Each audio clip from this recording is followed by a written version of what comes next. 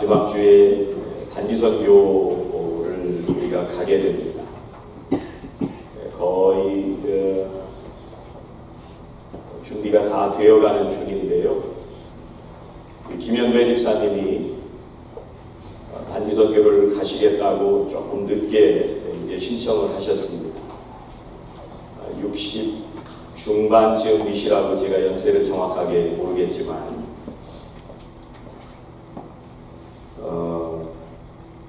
내가 선교를 얼마나 더 갈 수 있겠냐, 어쩌면 올해가 마지막이 될 수도 있을 텐데 내가 다녀오겠다, 그런 마음으로 하나님 앞에 결단하고 단기선교를 가시겠다고 헌신하셨습니다.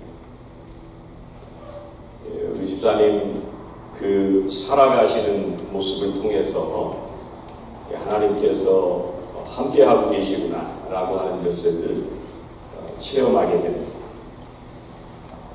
이 프랑스 사람들이 가장 존경하는 신부님 중에 하나가 피에르 신부님이라고 하는 분이 있습니다. 이분이 무슨 책을 썼느냐면 단순한 기쁨, 그런 책을 썼습니다. 이 책에 나오는 얘기 중에 무슨 얘기가 있냐면 남미에다가 교황의 관절을 짓기 위해서 이제 아주 거대한 공사를 시작을 했습니다. 이게 너무나도 엄청난 규모이기 때문에 그 남미의 가난한 사람들이 그 건축을 끝까지 해가기가 너무나도 힘든 그런 공사가 남미에서 시작이 됐습니다. 그런데 밤이면 이 가난한 사람들이 이 성전에 와가지고 그 관저에 와서 벽에다 뭐라고 쓰느냐면 가난한 자는 행복하나니 이렇게 쓰는 거예요. 그래서 그것을 보다 못한 이 성직자들이 경찰을 불렀습니다. 밤마다 와서 이 교황의 관저에다가 자꾸 낙서를 하는 사람이 있다, 이 사람들을 좀 막아주었으면 좋겠다.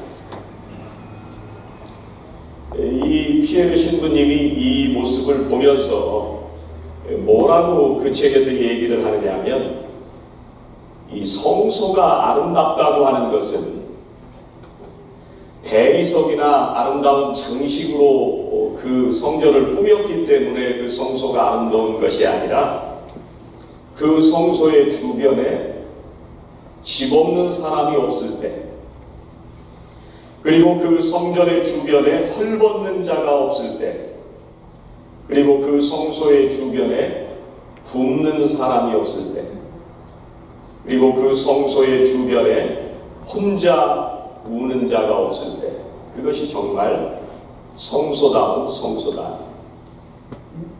우리가 한 번쯤 그리스도인들이 살아가는 이 신앙의 삶이 어떤 모습으로 나타나야 되는가 하는 것에 대해서 생각하게 하는 그런 얘기입니다.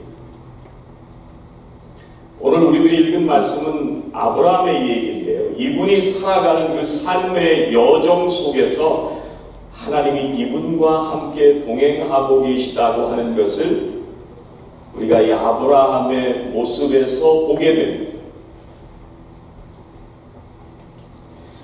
이 아브라함이라고 하는 것은 참 사연이 많은 분입니다. 우리가 이민 생활을 하면서 참 사연이 많지 않습니까? 아마 여기 앉아 계신 분들도 나만 이렇게 사연이 많은가, 내 인생만 이렇게 기구한가, 이렇게 생각하시는 분들이 혹시 계실지 모르겠지만, 다 우리가 겉으로 보기에는 괜찮은 것 같지만 우리의 인생에 살아오는 시간 속에서 어떤 질곡과 사연 없이 살아오신 분은 한 분도 없습니다.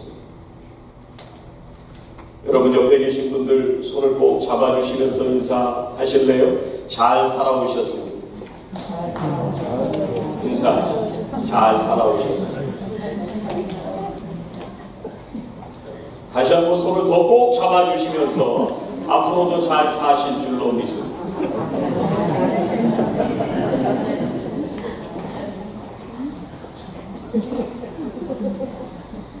이 아브라함이 정말 파란만장한 인생을 살아왔는데요. 그 거친 삶을 살아가는 가운데서도 이 이분의 모습을 성경에서 보면 아, 이분이 하나님 믿는 사람이구나. 하나님이 그 인생 가운데 어떻게 역사하시는구나. 그걸 볼 수가 있어요. 어떻게 우리가 아브라함과 같은 한 사람의 그리스도인으로 하나님을 믿는 사람으로 이 세상 속에 살아갈까? 오늘 말씀을 통해서 함께 보기를 원하는데 제일 먼저 우리가 어떻게 이 세상 한복판에서 그리스도인으로 살아갈까? 제일 첫 번째는 무조건 관계입니다. 같이 한번 해보시죠. 무조건 관계다. 무조건 관계다. 다시 한번 해보시겠습니다. 무조건 관계다. 무조건 관계다. 무조건 관계가 제일 먼저. 아브라함이 75세 때 하나님의 약속을 받고요. 가나안 땅까지 갑니다. 그런데 이 앞장에 있는 12장 10절 말씀에 보면 뭐라고 말씀하시냐면 가나안 땅에 들어갔는데 그 땅에 기근이 들었으므로 아브라함이 애굽에 거류하려고 그리로 내려갔으니 이는 그 땅에 기근이 심하였더라. 하나님이 약속한 축복의 땅에 갔는데 기근이 든 거예요. 이게 말도 안 되잖아요. 하나님께서 축복하셨는데 왜 그 땅에 기근이 옵니까? 하나님께서 축복하신 땅이라면 농사가 잘 되고 먹고 살 것이 풍부하고 내가 집을 장만하고 거기서 잘 살아야 되는데 아브라함이 75세의 고향 땅을 떠나서 약속을 믿고 간 땅이 기근이 들었습니다. 얼마나 기구한 운명입니다. 그래서 애굽으로 내려갑니다. 아프리카 북쪽으로 내려가게 되는데 이 애굽에 내려갔는데 거기서 잘 살 줄 알았는데 이 애굽에 내려가서 아브라함이 아내를 뺏길 뻔합니다. 바로 왕에게 아내를 뺏길 뻔. 그런데 이 하나님께서 역사해 주셔서 그 바로 왕의 눈을 뜨게 해 주셔가지고 사라가 아브라함의 아내인 것을 알게 해 주십니다. 그래서 아브라함이 거기서부터 나와서 이제 다시 어디로 가게 되느냐면 이제 애굽에서부터 나와서 고향 땅으로 다시 돌아가게 됩니다.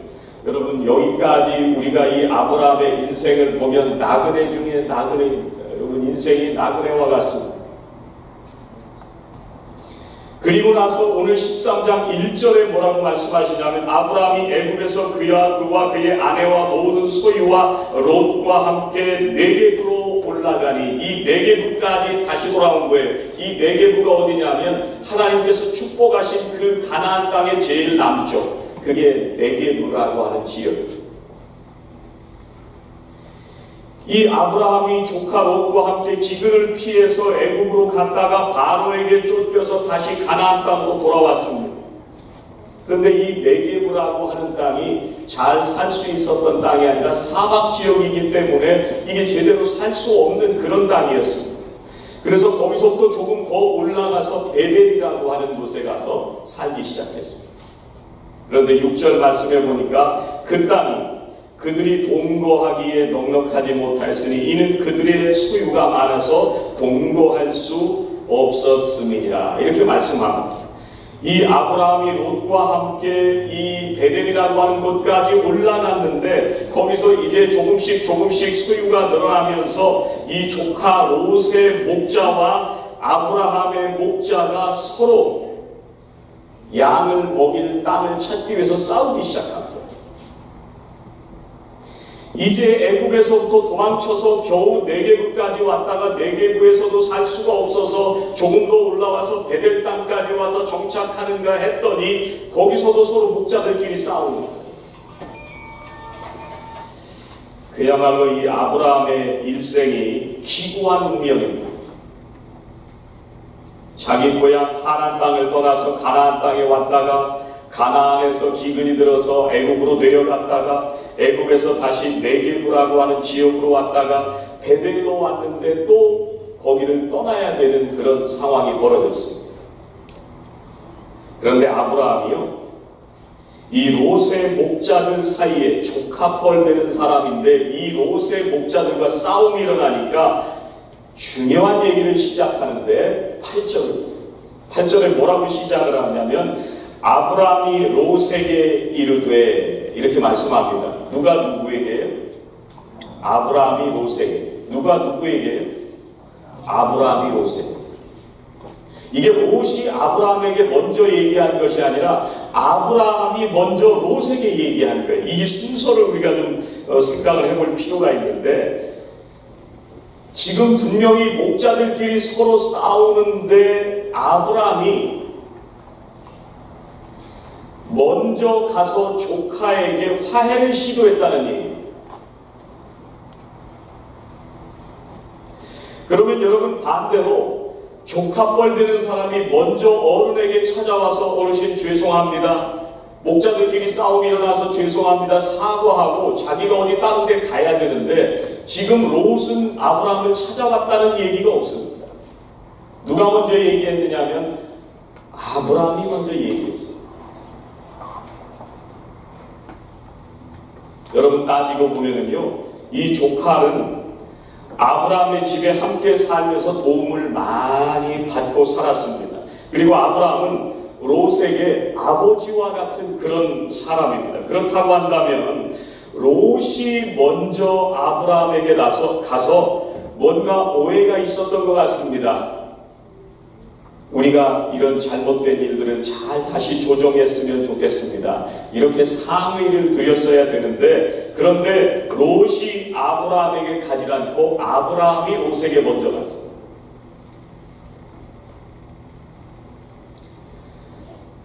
여러분, 사람은 누구나 마음이 상하면요, 그 사람을 향해서 마음이 다치기가 쉽습니다. 그리고 마음이 다치면 그 마음을 다시 연다고 하는 것이 굉장히 어렵습니다. 사람이 이성적인 것 같은데 아무리 이성적인 사람도 감정이 상해서 마음이 다치기 시작하면 그 마음이 잘 열려지지 않습니다. 그때부터 하는 판단은 이성적이고 신앙적인 판단으로 하는 결론이 아니라 감정에 의해서 결론을 많이 낼 때가 많습니다. 그렇다고 해서 감정이 상했다고 해서 마음이 다친 그 상태로 계속 있으면 관계가 회복될 수가 없어요. 그래서 관계가 회복되기 위해서는 억지로라도 마음을 열고 먼저 서로에게 다가가려고 하는 노력이 필요해요. 그런데 누가 먼저 가야 돼요? 누가 먼저 가야 돼요? 제가 늘 말씀드리죠. 누가 먼저 가야 돼요? 내가 먼저일 수 있지만 신앙이 깊다고 생각하는 사람이 먼저 가요. 이게 믿음이 깊어야 먼저 가는 거예요. 믿음이 깊지 않은 사람은 이 감정을 뛰어넘을 수 있는 믿음이 없어요. 그래서 누가 먼저 가느냐 하면 믿음이 깊은 사람이 먼저 가는 거예요. 제가 34살 때 미국에서 개척교회를 시작을 했습니다. 교회를 하다 보면 이런저런 일이 많이 발생을 하는데 그 중에 옳지 않은 일이 생겨서 제가 장로님과 한번 여러 가지 논쟁을 한 적이 있습니다. 그런데 이게 논쟁이 되다 보니까 약간 이제 음색이 높아지게 되잖아요. 이게 목소리가 좋은 사람들의 단점. 이게 조금만 목소리가 올라가는 것 같아도 톤이 달라져서 손해를 보는 것이 목청이 좋은 사람들의 단점.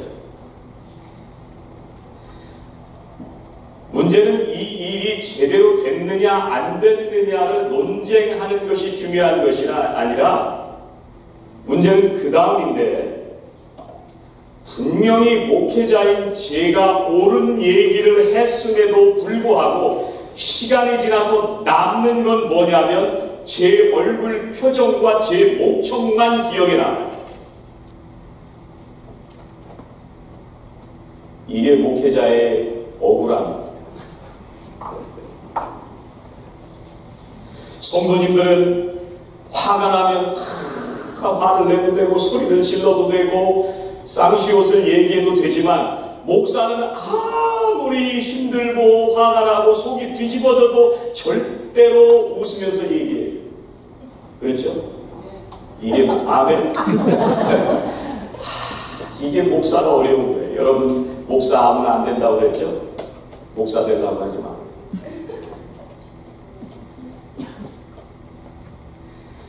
여러분 성도하고 목사하고 이렇게 불편하면 누가 먼저 찾아가야 돼요? 찾아가야 돼요? 목사가 찾아가야 돼요. 왜 그래요? 믿음이 크니까. 이게 목사의 억울함.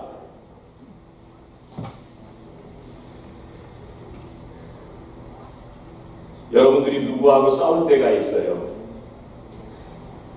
한참 논쟁을 하면서 이게 옳고 저게 옳고 한참 논쟁을 하다가 시간이 다 지나고 나면은요, 뭐만 남는지 아세요? 야, 교회 다니는 사람이 저러냐? 이것만 남아. 자기가 그렇게 옳은 얘기 논쟁하고 이게 말씀에 근거한 얘기니, 이게 하나님 말씀에 맞는 얘기니, 이게 하나님의 뜻에 맞는 얘기니, 그렇게 언성을 높이면서 얘기를 했는데 그 얘기는 다 잊어버리고 마지막 남는 건 뭐만 남냐면, 아니 교회 다니는 사람이 저래. 교회 다니는 사람이라고 하면 다행이에요. 뒤돌아서서 그 사람 없는 데서는 교회 다니는 니은이 그래. 여기서 니은은 남자의 얘기예요. 그 다음에 뭐라고 얘기를 하냐면 장로라는 게 저래. 뭐만 그 다음에 남느냐면 권사라는 게 저래. 이건 다 경험해 보셨죠? 한참 싸우고 남는데, 싸우고 시간이 지나갔는데 마지막에 남는 건 저 사람의 얼굴 표정과 목소리밖에 안 남아요. 내용은 중요하지 않습니다. 이게 우리의 신앙의 모습입니다. 이걸 잘해요. 저는 우리 교회 성도님들이 하나님 말씀에 다 맞게 사시는 줄 믿습니다. 그리고 언제나 말씀 안에서 살아가시려고 애쓰시는 분들인 줄로도 믿습니다. 혹시 여러분이 논쟁하시게 되는 경우가 있다면 꼭 기억하실 것은, 남는 것은 태도뿐이다. 이걸 기억하시면 좋을 겁니다. 우리는 여러 가지 얘기를 할 때 옳고 그름이 더 중요하다고 생각합니다. 그런데 이 옳고 그름을 따져서 하나님을 느끼는 사람은 하나도 없습니다. 그것이 성경 말씀을 갖다 대면서 싸워도 하나님을 그 안에서 체험하는 사람은 한 명도 없습니다. 그럼 뭐를 통해서 하나님이 계시다고 느끼느냐? 그 사람이 그렇게 화가 나는데도 웃으면서 사랑하는 마음으로 말했느냐? 이것 때문에 예수 믿는 사람이구나. 이게 제 시대 때 있었던 가수가 여러분이 생각나시는지 모르겠지만 이지연이라고요. 가사 중에 가사밖에 기억이 안 나는데 한 번을 만나도 느낌이 중요해요. 이 곡 혹시 이런 거 기억나세요? 제 때만 아시는 거예요. 너무 모르시네. 근데 이 한 번을 만나도 느낌이 중요한데 그 가사의 마지막을 뭐라고 얘기를 하느냐면, 나를 만나자고 너는 나를 찾아와도 나는 너를 몰라 너를 만날 수가 없잖아. 이렇게 끝나요. 이게 만나긴 만나는데 이 사람이 나를 사랑한다는 그 느낌이 없으면 그 사람이 무슨 말을 하든, 하나님 얘기를 하든 교회 얘기를 하든 성경 얘기를 하든 신앙 얘기를 하든 기도 얘기를 하든 사랑 얘기를 하든 어떤 얘기를 해도 듣는 사람이 말하는 사람의 사랑이 안 느껴지면 다 소용없다는 얘기예요. 하나님이 안 느껴진다는 얘기예요. 그게 중요해요.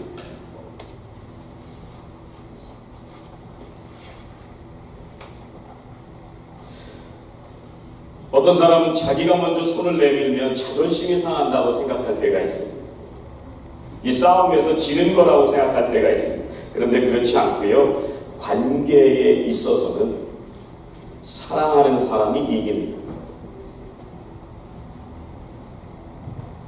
아브라함의 입장에서 볼 때 롯을 바라보면서 얼마나 버릇없이 생각이 들었겠어요. 아니, 아버지 뻘 되는 아브라함하고 조카 뻘 되는 이 롯의 목자들끼리 서로 싸우는데, 그럼 누가 먼저 와서 사과를 했어야 돼요? 롯이 먼저 왔었어요, 정상이. 그런데 아브라함이 먼저 롯에게 말을 걸기 시작합니다. 아브라함이 얼마든지 괘씸한 마음이 들었겠지만, 그런데 모든 것을 다 접어두고 자존심도 내려놓고 아브라함은 나이 어린 롯에게 먼저 찾아가서 화해를 시도했습니다. 우리가 그리스도인으로서 갈등을 회복하기 위해서 제일 먼저 배워야 할 것은 우리가 먼저 찾아가는 것입니다.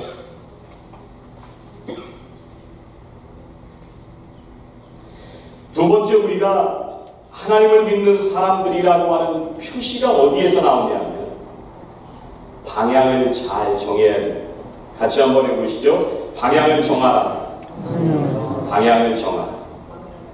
방향을 잘 정해야 되는데 오늘 8절에 이렇게 말씀합니다. 아브라함이 롯에게 이르되 우리는 한 고륙이라 나나 너나 내 목자나 서로 다투게 말자. 이렇게 방향을 정합니다. 뭐라고 방향을 정하느냐면 너나 나나 한 고륙이라는 거예요. 피를 나는 한 형제 자매라는 거예요. 우리 서로 싸우지 말자. 이게 방향이에요. 우리가 어떤 일이 있어도 방향을 어디로 정해야 되느냐? 너와 내가 싸우지 말자. 이 방향을 잘 정해야 해요. 우리가 누군가와 갈등이 생겼을 때 먼저 손을 내미는 것도 중요한데 우리의 마음속에 방향을 결정하는 것이 굉장히 중요해요.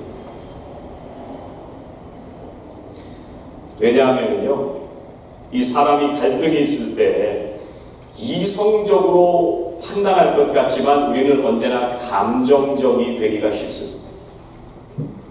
그래서 감정이 흥분하다 보면은요, 해서는 안 될 말을 할 수 있게 되고 그러다 보면 오히려 관계가 더 악화되어 가는 경우가 더 많이 있습니다.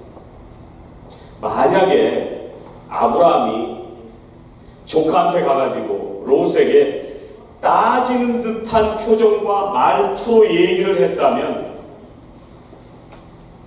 롯의 입장에서 생각을 해보면 롯도 잘한 건 없지만 분명히 기분 나빴을 거예요. 여러분, 젊은 사람들 야단친다고 요즘 듣나요? 우리의 표정과 말투와 태도가 어떻게 얘기를 하느냐에 따라서 그 얘기를 듣느냐 안 듣느냐가 결정됩니다. 아브라함은요, 누가 잘했느냐 누가 잘못했느냐를 얘기를 하지 않고 롯이 너는 내 한 가족이다 라고 하는 게 느껴지도록 전달을 한 거예요.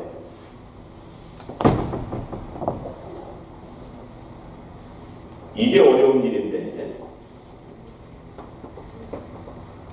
아브라함이 롯에게 얘기한 건 뭐냐면요, 6대4로 나누자, 3대7로 나누자, 이번 주일은 우리가 먼저 양을 먹이고 다음 주일은 네가 양을 먹여라, 이렇게 한 게 아니고요. 무슨 얘기를 하냐면 우리가 한 형제 자매다, 한 가족인데 싸우면 되겠냐, 이 얘기를 했어요. 방향이 다르다는 얘기입니다. 오늘 말씀의 원문에는요, 이 8절에다가 제발이라고 하는 단어를 더 추가했는데 이게 우리말로는 번역이 안 되는데 이건 다시 읽어보면 이런 말입니다. 내 목자나 제발 서로 다투게 하지 말자. 지금 아브라함에게 있어서 중요한 거는요, 네가 오르냐 내가 오르냐, 나는 네 삼촌이고 너는 조카야, 내가 먼저 좋은 데를 가져야 돼, 이 얘기를 한 게 아니라 제발 싸우게 하지 말자. 이 방향을 결정하는 거예요.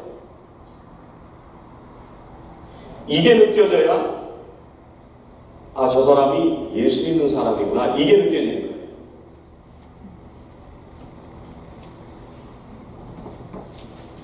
우리가 갈등의 문제가 생겼을 때 기억해야 되는 것은 우리가 옳고 그름을 따지고 위아래를 따져야 하는 것이 아니라 우리가 서로 한 몸이라는 것을 느끼게 해주는 것이 중요합니다.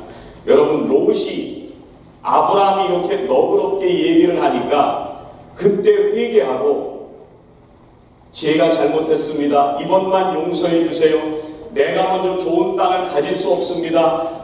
먼저 좋은 땅을 가지세요. 롯이 이렇게 나왔다는 얘기 성경에 있어요? 없어요. 롯은 자기가 그냥 좋다고 하는 땅을 아브라함이 먼저 선택하라고 하니까 그냥 좋다고 선택하고 잘 갔어요. 그냥 끝이에요. 나는 그 사람과 화해하려고 찾아갔는데 그 사람과 한 몸이라는 걸 얘기하고 그리스도의 사랑을 전하러 갔는데 그 사람은 받아들이지 않고 이성만 챙기고 그냥 도망가 버렸어요. 여러분, 어떻게 해야 돼요? 에이, 저 나쁜 놈, 저 나이도 어린 놈이 건방지게. 근데 아브라함이 그렇게 안 했다.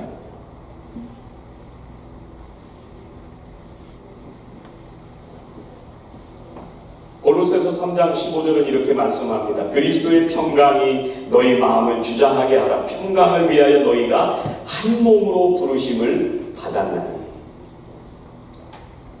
바울은 우리가 한 몸이라고 말씀을 하시고요. 한 몸 되게 하기 위해서 우리가 부름을 받았다. 이렇게 말씀을 하시고요. 고린도전서 12장 27절에 보면 너희는 그리스도의 몸이요 지체의 각 부분이라. 우리가 못나고 찌그러지고 부족하고 예의도 모르고 위아래도 모르고 옳고 그름도 모르고 성경도 모르고 믿음도 없지만 여전히 우리는 한 지체라는 거예요.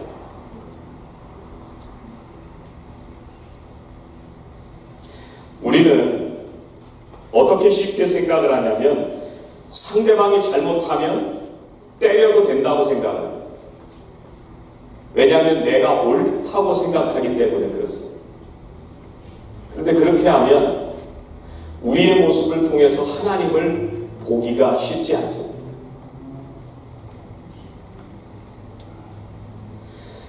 우리가 한 몸이고 한 가족이라고 한다면 어떤 때는 갈등하고 다툴 때도 있지만 그렇다고 해서 등 돌리고 안 보는 것이 아니라 다시 잘 지내도록 서로 힘쓰고 노력해야 되는 모습이 우리에게서 보여야 된다는 거예요.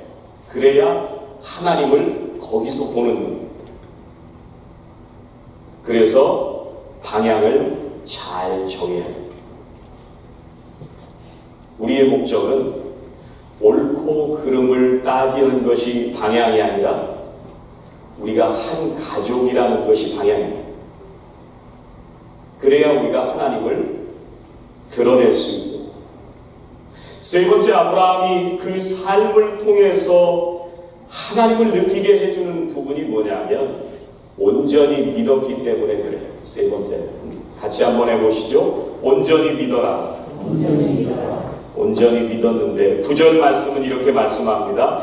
내 앞에 온 땅이 있지 아니하냐. 나를 떠나라. 네가 좌하면 나는 우하고 네가 우하면 나는 좌하리라.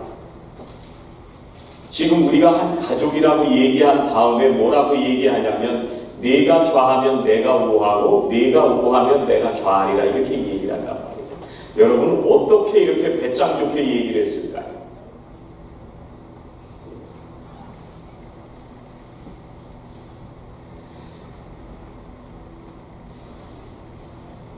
아브라함이 롯에게 먼저 선택할 수 있는 그런 권리를 주었습니다.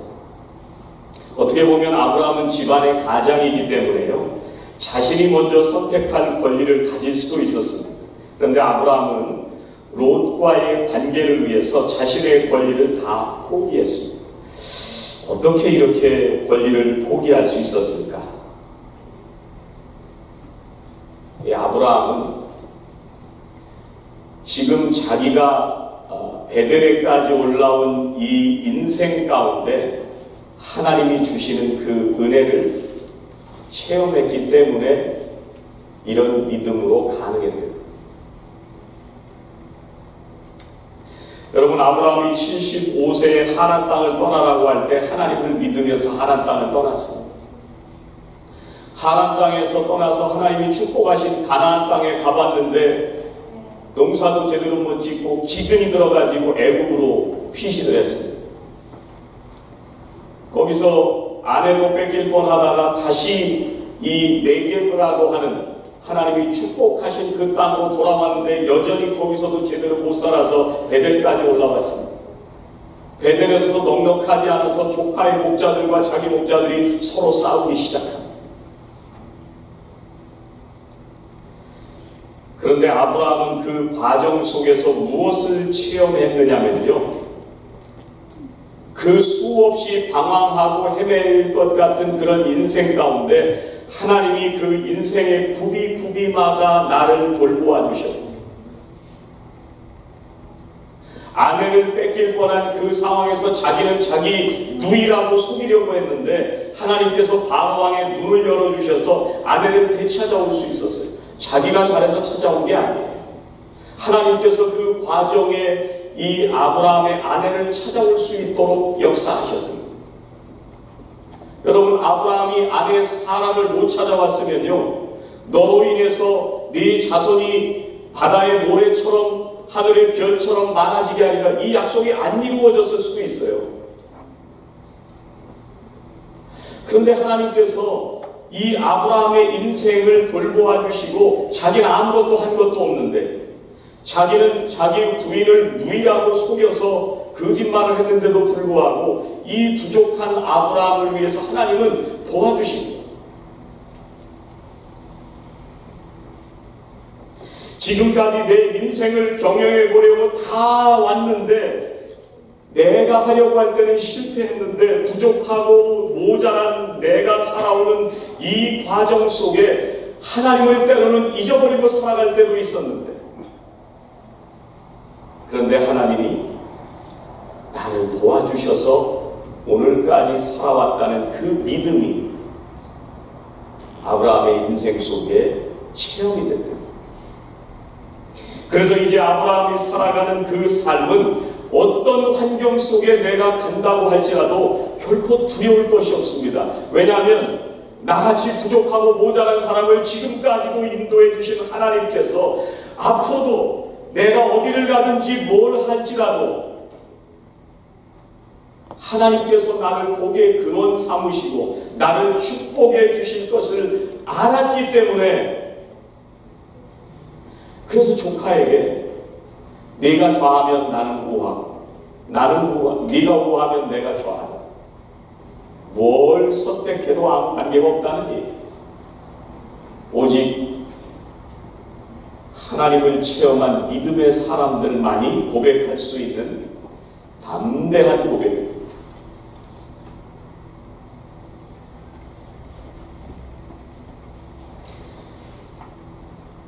이 앞장에 있는 12장 2절 3절은 이렇게 말씀합니다. 내가 너로 큰 민족을 이루고 네게 복을 주어 네 이름을 창대하게 하리니 너는 복이 될지라. 너를 축복하는 자에게는 내가 복을 내리고 너를 저주하는 자에게는 내가 저주하리니 땅의 모든 족속이 너로 말미암아 복을 얻을 것이라.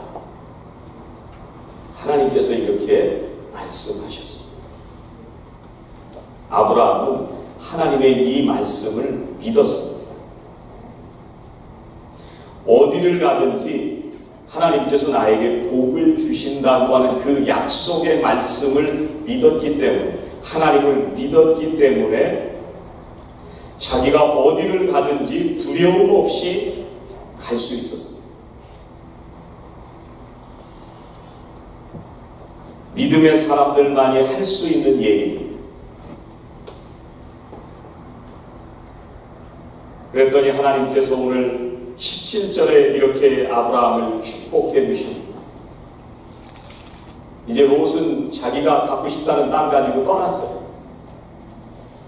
그리고 나서 하나님께서 아브라함을 축복하시는데 17절에 이렇게 말씀합니다. 너는 일어나 그 땅을 종과 횡으로 두루 다녀보라. 내가 그것을 내게 주리라. 하나님께서 주신다면 반드시 주시리라.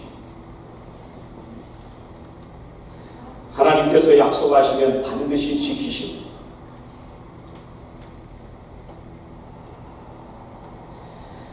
하나님께서 아브라함에게 이 앞절에서도 14절 15절에서 이렇게 축복하십니다. 롯이 아브라함을 떠난 후에 여호와께서 아브라함에게 이르시되 너는 눈을 들어 너 있는 곳에서 북쪽과 남쪽 그리고 동쪽과 서쪽을 바라보라. 보이는 땅을 내가 너와 네 자손에게 주리니 영원히 이르리라. 조카가 좋은 땅 다 가져갔는데도 하나님께서 이렇게 축복하시는 거예요. 아브라함이 이걸 믿었어요. 하나님께서는요 16절에서 또 이렇게 축복하십니다. 내가 네 자손이 땅에 티끌 같게 하리니 사람이 땅에 티끌을 능히 셀 수 있을진데 네 자손도 세리라. 두려움이 없는 거예요. 하나님께서 좋은 땅 다 뺏겼어도 하나님께서 축복하시는 걸 믿고 담대하게 살아가는 거예요.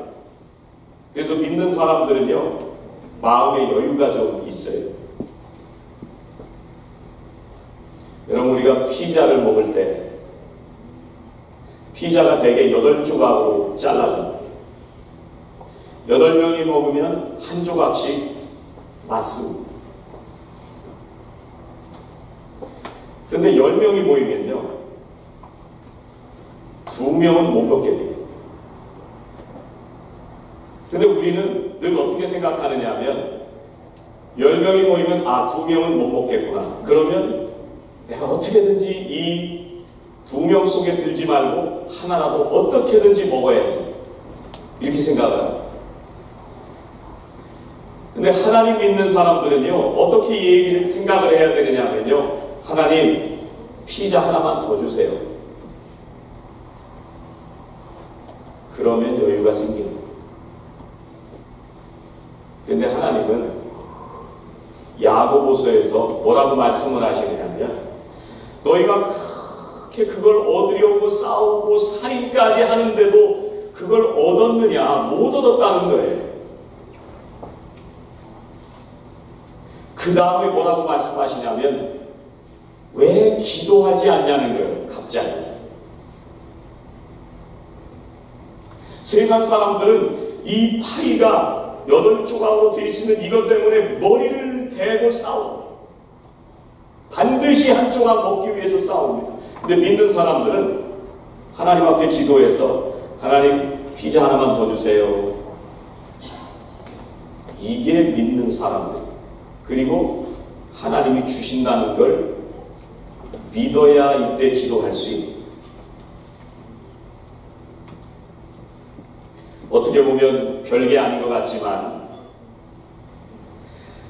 하나님께서 왜 이렇게 아브라함에게 정신없이 복을 부어주시느냐면요 하나님께서는 하나님이 복을 주시는 분이구나 라고 하는 것을 믿는 사람들을 축복하기를 좋아하시는 것 같아요. 성경에 보니까 사랑하시는 우리 성도님들이 어디를 가든지 복의 근원이 되시는 하나님과 함께 동행하면서 승리의 삶을 살아가시는 복된 성도들이 되시기를 주의 이름으로 축원합니다. 기도하시겠습니다. 하나님 감사합니다. 우리가 세상 가운데 살아갈 때에 어떤 때는 힘들고 지친 삶을 살아갈 때도 있습니다. 예기치 못한 일들을 경험할 때도 있습니다. 하나님 정말 세상 가운데 나만 이렇게 힘들게 살아가는가 생각드는 그런 시간을 살아갈 때도 있습니다. 그러나 주님 그때마다 우리 사랑하시는 성도님들에게 믿음을 더하여 주시고 복의 근원이 되시는 하나님을 매일매일 믿는 믿음으로 승리의 삶을 살아가는 복된 성도님들 다 되게 하여 주시옵소서. 세상의 사람들에게 우리가 하나님을 믿는 사람이라고 하는 그 모습이 비추어지게 하여 주시고 우리의 입술과 우리의 삶을 통해서 하나님이 증거되는 거룩한 삶을 살도록 축복하여 주시옵소서. 예수님의 이름으로 기도하옵나이다. 아멘.